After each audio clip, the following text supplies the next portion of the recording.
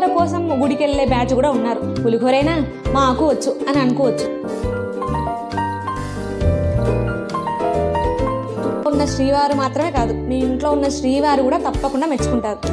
తెలుగులో మధురం అనే పదం దీన్ని చూసి పెట్టారేమో అనిపిస్తుందండి.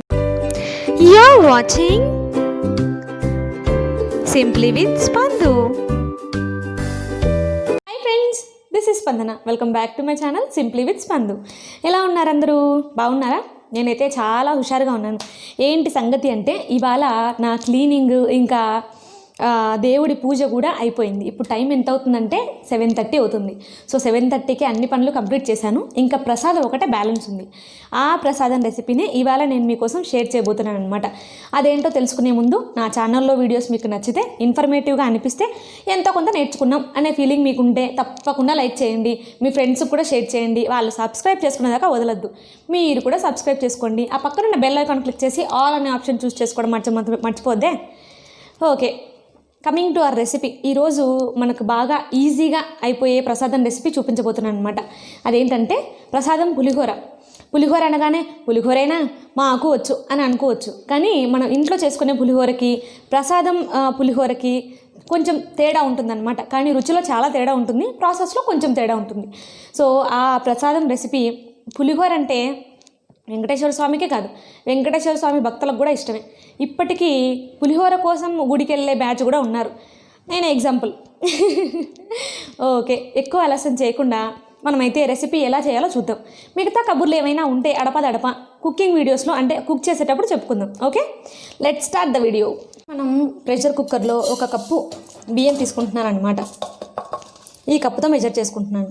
ఫస్ట్ అయితే దీన్ని నీట్గా కడిగేసుకోవాలి. ఇలా కడిగేసుకున్న తర్వాత మనం 2 కప్స్ ఆఫ్ వాటర్ పోసుకోవాలన్నమాట. గుర్తుపెట్టుకోండి, నేను ఈ బియ్యాన్ని నానబెట్టలేదు. నానబెడితే ఏంటంటే పలుకుగా రాదన్నమాట. కొంచెం అంతో ఎంతో మెత్తగా అయిపోయే అవకాశం ఉంది. అందుకే ఇలా పోసిన తర్వాత మనం ఏం చేయాలంటే దీంట్లోనే సాల్ట్ యాడ్ చేసుకోవాలి. సాల్ట్ యాడ్ చేసేటప్పుడు జాగ్రత్తగా చూసుకోండి. నేను దీంట్లో పులిహోరకి ఎంత కావాలో అంత సాల్ట్ వేయట్లేదు. ఒక 70% వరకు వేసుకుంటున్నాను. మిగతా 30% మనం పోపులో వేసుకోవాలన్నమాట. కాకపోతే ఇంకొక చిట్కా ఏంటంటే, ఇది కొంచెం పలుకుగా విడివిడిగా రావాలంటే ప్రసాదం పులిహోరలాగా కొంచెం ఒక 2 డ్రాప్స్ ఆఫ్ ఆయిల్ వేసుకుని కుక్కర్ ఫ్లేమ్లో 3 విజిల్స్ వచ్చేదాకా ఉడకబెట్టుకోవాలన్నమాట. ఇది ఇలా ఉండగా మనం పక్కన ఒక గ్లాస్ ఆఫ్ వాటర్ని వేడి చేసుకోవాలన్నమాట. బాగా మరిగించుకోవాలి. ఇది ఎందుకంటే చింతపండు నానబెట్టుకోవడానికి. ఇక్కడ నేను చిన్న నిమ్మకాయంత సైజ్ తీసుకున్నానండి. సో దీంట్లో హాట్ వాటర్ పోసుకోవాలన్నమాట. ఇలా చేస్తే చింతపండు మనకు తొందరగా వచ్చేస్తుంది. ఆ గుజ్జంతా విడిపోయి పిప్పి మొత్తం పక్కకు తీసేయచ్చు అనమాట. ఇప్పుడు ఈ ఐటమ్స్ ఉన్నాయి కదా, ఇవండి అసలు సీక్రెట్స్. అసలు మనం ప్రసాదం పులిహోరలో చూసే తేడా ఇక్కడే ఉంటుందన్నమాట. నేను మీకు కరెక్ట్ క్వాంటిటీతో చెప్తాను. మెంతులు 1/2 స్పూన్ తీసుకోండి. చాలా తక్కువ తీసుకోండి, లేకపోతే చేవెక్కిపోతుంది. మెంతులకి 4 రెట్లు, అంటే 1 భాగం మినపప్పు తీసుకోవాలన్నమాట. ఒక 10 మిరియాలు తీసుకుంటున్నాను. ఇంకా శనగపప్పు తీసుకోండి. నేనైతే నా దగ్గర అవైలబుల్లో లేదు కాబట్టి కందిపప్పు తీసుకుంటున్నాను. 2 ఎండుమిర్చి తీసుకోండి. వీటన్నిటిని మనం ఇప్పుడు ఏం చేయాలంటే డ్రై రోస్ట్ చేసి పెట్టుకోవాలన్నమాట. డ్రై రోస్ట్ కోసం పెన్నం పెట్టుకుని అది కొంచెం వేడెక్కిన తర్వాత ఈ మెంతులు, ఇంకా మినపప్పు, 1 ఎండుమిర్చి తప్ప అన్నీ వేసేసుకోవాలన్నమాట. ఎండుమిర్చి లాస్ట్లో యాడ్ చేసుకోవాలండి. ఈ డ్రై రోస్ట్ చేసేటప్పుడు మనకు ముఖ్యంగా మినపప్పు మాడిపోతూ ఉంటుంది కాబట్టి ఇది కదుపుతూ వేయించుకోవాలన్నమాట. ఇక్కడ మాత్రం జాగ్రత్త వహించండి. ఇది ఒకవేళ మాడిపోతే మనకు టేస్ట్లో చాలా తేడా వచ్చేస్తుంది. ఇవి కొంచెం వేగిపోయినట్టుగా మంచి స్మెల్ వస్తున్నప్పుడు ఏం చేయాలంటే, మనము ఇది తీసి పెట్టుకున్నాం కదా, ఈ ఎండుమిర్చి కూడా యాడ్ చేసుకోవాలన్నమాట. జస్ట్ ఒక 2 నిమిషాలు ఇలా వేగిన తర్వాత వీటిని పక్కకు తీసుకోవాలి. ఇవి రెడీ అయిపోయాయండి. వెంటనే వీటిని స్టవ్ కట్టేసి వెంటనే వేరే ప్లేట్లోకి షిఫ్ట్ చేసుకోవాలి. లేకపోతే ఈ పెన్నం మీద ఉన్నా కూడా మాడిపోతాయి అన్నమాట. యాక్చువల్లీ ఇక్కడ దేవాలయాల్లో చేసే రెసిపీలో మెయిన్గా నువ్వులు వాడతారు. నువ్వులు వేసుకునే వాళ్ళు ఉంటే 1 స్పూన్ వేసుకోండి. మేము తినకూడదు కాబట్టి నువ్వులు వేసుకోవట్లేదు అన్నమాట. ఇప్పుడు మనం స్టవ్ పైన ఒక స్టీల్ గిన్నె పెట్టేసుకుని దాంట్లో 1 స్పూన్ ఆయిల్ వేసుకోవాలన్నమాట. నేను స్టీల్ గిన్నెనే ఎందుకు వాడుతున్నానో కొంచెం ఒక 2 నిమిషాలు అయిన తర్వాత చెప్తానండి. ఇవన్నీ కొంచెం ఇది ఆయిల్ వేగింది అనుకున్నప్పుడు మనం మిర్చి కట్ చేసుకుని వేసుకోవాలన్నమాట. ఆయిల్ వేగింది కాబట్టి నేను మిర్చి వేసేసుకుంటున్నానండి. ఇది పైకి ఎగిరేలోగా ఇది స్టీల్ గిన్నె ఎందుకు పెట్టుకున్నానో చెప్తాను. దీంట్లోనే నేను చింతపండు గుజ్జు తీసి పెట్టుకున్నది కూడా వేస్తున్నాను అనమాట. ఈ చింతపండు ఏంటంటే లోహాన్ని ఇది కరిగిస్తుంది. అంటే అల్యూమినియం పాత్రలు పెడితే అల్యూమినియం కరిగిపోతుంది అనమాట. అందుకని నేను స్టీల్ గిన్నె పెట్టుకున్నాను. మీరు కూడా ఇదే వాడండి. నేను ఇంతకుముందు వీడియోస్లో కూడా కొన్ని వీడియోస్లో చెప్పాను. పచ్చిమిర్చి మాడిపోతుందేమో పేలుతుందేమో అన్న డౌట్తో సరిగ్గా వేపుకోకుండా ఉండకండి. ఎందుకంటే పచ్చిమిర్చిలోనే అసలు టేస్ట్ ఉందన్నమాట. కొంతమంది పచ్చిమిర్చి సరిగ్గా ఉడకదు. అయినా మనం వేసే వంటల్లో పచ్చిమిర్చి కరెక్ట్గా ఉడికితే ఆ టేస్టే వేరండి. పచ్చిమిర్చి వేగింది కాబట్టి దీంట్లోనే మనం ఈ రసం వేసేసుకోవాలన్నమాట.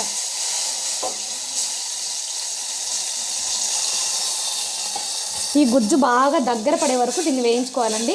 అంటే కొంచెం జారుగా కనిపిస్తుంది కదా, బాగా గుజ్జు దగ్గర పడేదాకా ఇలాగే ఉడికించుకోవాలన్నమాట. చింతపండు పులుసు బాగా దగ్గరకు వచ్చేసింది కాబట్టి ఇప్పుడు మనం గ్యాస్ కట్టేయచ్చు అనమాట.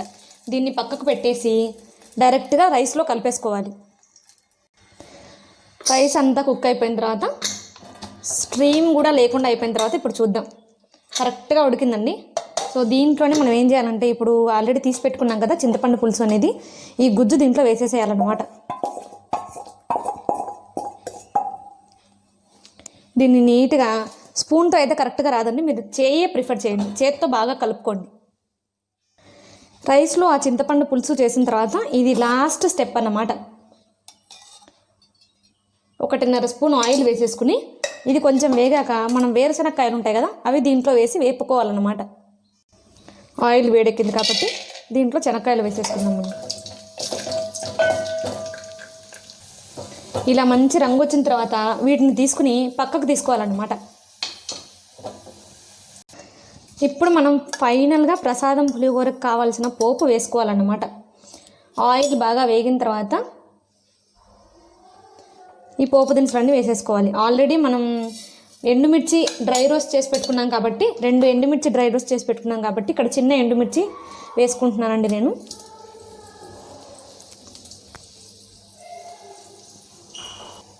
ఇవి కొంచెం వేగాక చిటపట పంపించే మన కరివేపాకు వేసుకోవాలన్నమాట.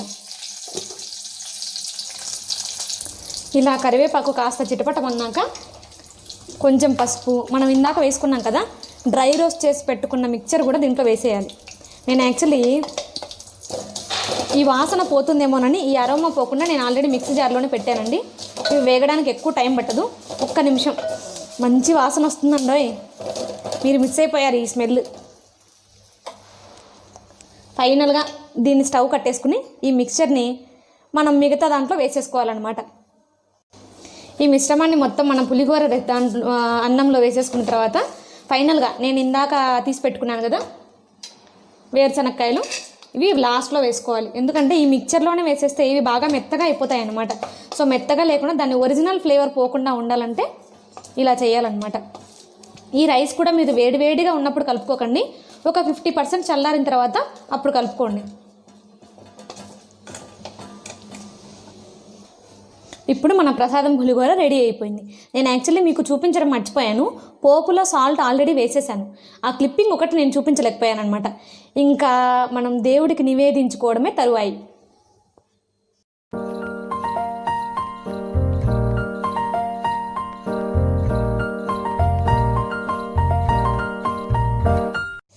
దేవుడికి నైవేద్యం సమర్పించడం అయిపోయింది కాబట్టి మీకు ఇది టేస్ట్ ఎలా ఉందో చూపిద్దామనేసి వచ్చేసాను అనమాట. సో ఫస్ట్ అయితే నేను దీన్ని టేస్ట్ చూస్తాను. వాసన అయితే ఇంకా గుమగుమలాడుతుంది. అప్పుడు ఉన్నంత వేడిగా లేకపోయినప్పటికీ వాసన మాత్రం కొంచెం కూడా తగ్గలేదండి.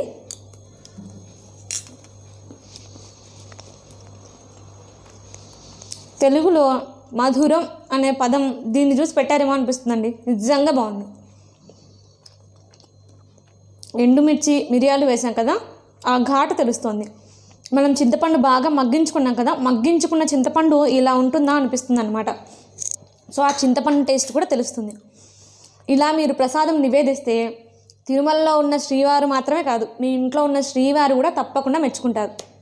కాబట్టి ఈ రెసిపీ ఖచ్చితంగా మీ ఇంట్లో ట్రై చేసి నేను చెప్పిన పర్ఫెక్ట్ కొలతలతో, నేను అన్ని పర్ఫెక్ట్గా కొలతలతో చెప్పాను కదా ఏది ఎన్ని స్పూన్లు తీసుకోవాలో, సో ఆ పర్ఫెక్ట్ కొలతలతో చేసి ఎలా ఉందో కామెంట్ చేయండి.